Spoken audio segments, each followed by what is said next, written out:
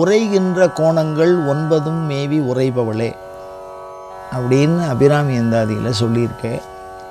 அந்த 9 அப்படின்னு அதை குறிப்பிடுறதுக்கு காரணம் என்ன, அதுக்கு பின்னணி ஏதாவது இருக்கா அப்படின்னு கேட்குறாரு.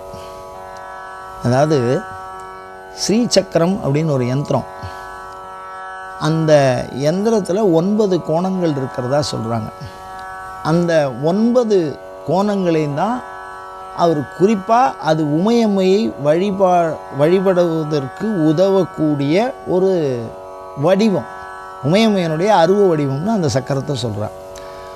அதனுடைய சிறப்பு என்ன, அது ஏன் 9ன்னு சொன்னார் அப்படின்னா, இறைவனுடன் பேசுகிற மொழி.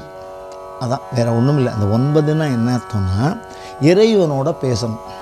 இப்போ தாமரைன்னு ஒரு சொல் உங்கள் முன்னாடி இப்போ இல்லை, ஆனால் தாமரையை நீங்கள் புரிஞ்சுக்கிறீங்க. அப்போ தாமரையை நீங்கள் புரிஞ்சுக்கிறீங்களோ இல்லையோ, அந்த நான் சொன்னதுனால புரிஞ்சுக்கிறீங்க அந்த தாமரைங்கிற சொல்ல. அந்த மாதிரி உங்கள் மனதுக்குள்ளே தோற்றுவிக்கக்கூடிய கருத்து இது என்ன ஆகும்னா, ரொட்டேஷன். நான் என் காதுலேருந்து என் வாய் வழியாக வந்து உங்கள் காதுக்கு வந்து உங்கள் மனசுக்குள்ளே போய் திருப்பி உங்கள் வாய் வழியாக வெளியில் வந்து திருப்பி என் காதுக்கு வரணும்.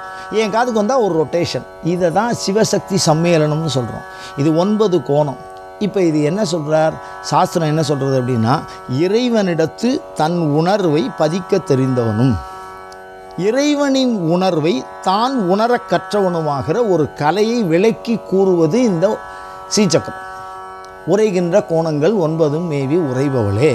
அப்போ என்ன அர்த்தம் அதுக்கு அப்படின்னா, இறைவன் பேசுகிற மொழி. அப்போ எப்படி அதை பேசுறது அப்படிங்கிறது ஞான தீட்சையில் இந்த மாதிரி ஜெபம் பண்ணுங்கோ, பூஜை பண்ணுங்கோ அப்படின்னு சொல்லியிருக்கா.